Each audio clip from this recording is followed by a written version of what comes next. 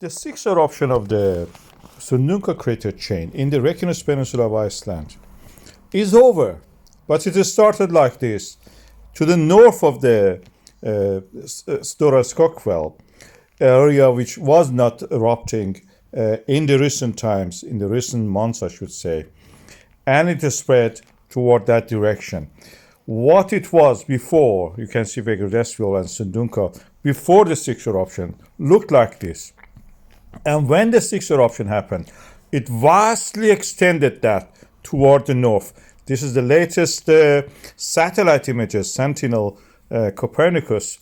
As you can see here, it extended it toward the north.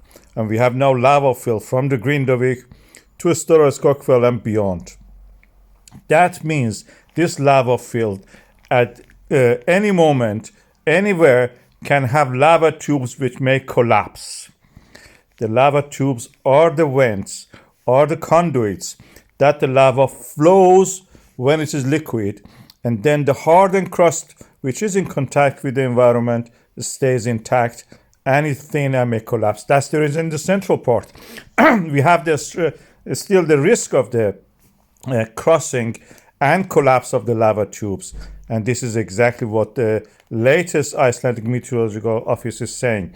There is a chance of gas pollution also in that area, but the lava field is dangerous, so we cannot recommend that. This will be, of course, updated 2 days from now, and I will report on that. I have several videos about this.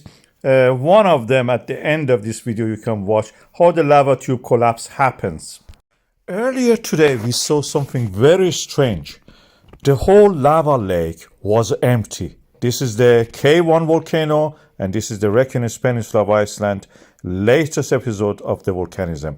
As you can see here, we have just the glow reflected from the walls of this emptied lava lake. It is just a chasm at the moment.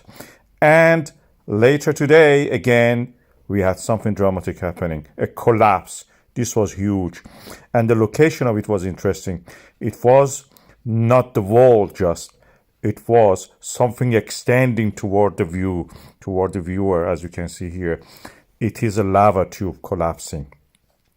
And I will play it again for you. This is 2 times, of course. I will play it in real time so you can see actually how it collapses. This is the real time, and you can see first part collapsing is closer to us actually. So if anybody was there thinking that they're away from the rim of this lava lake, they were the first to go down if the collapse was happening at that time. I'm telling this because people, visitors, we have been seeing them going to the area, walking to the rim, looking at it. There was even some videos of that. And this is dangerous. I've reversed it again. You can see that. And the first part collapsing is the part that is away, probably around 50 to 100 meters away from the rim. And this is collapsing. And where the lava has gone, this is all the traces of lava you can see now.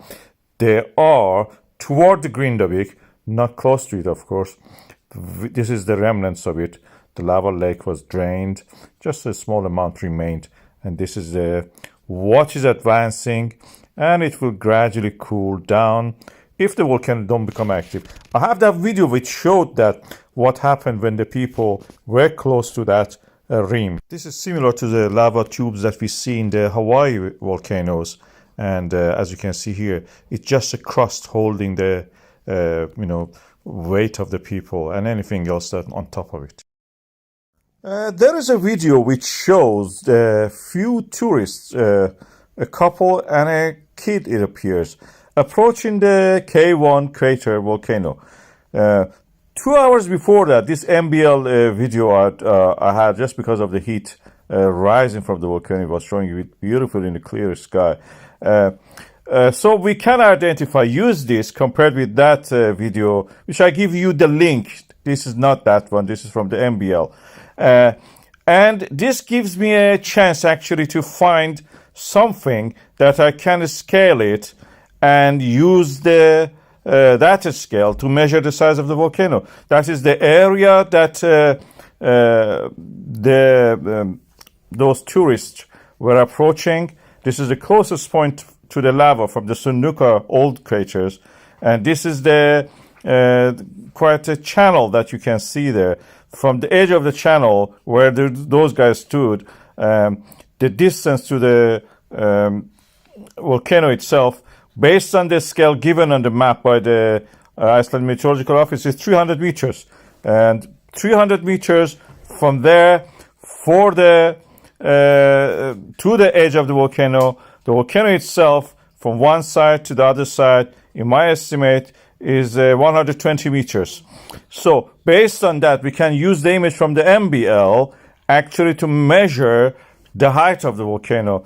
This is the area that those familiar features stand in the white rectangle, point the base of the cone, and you can see 120 meters starts from there to the end of that other side. The height of the volcano, which is, you can see here, the highest point of it, in my estimate, is around 40 meters. So this is the closest we can get to estimating the size of this. And 40 meter looks realistic, and this is the height of that. I'll give you the link to that original video that I was talking about, and you can watch that also. I recommend you watch it and enjoy the view anyway.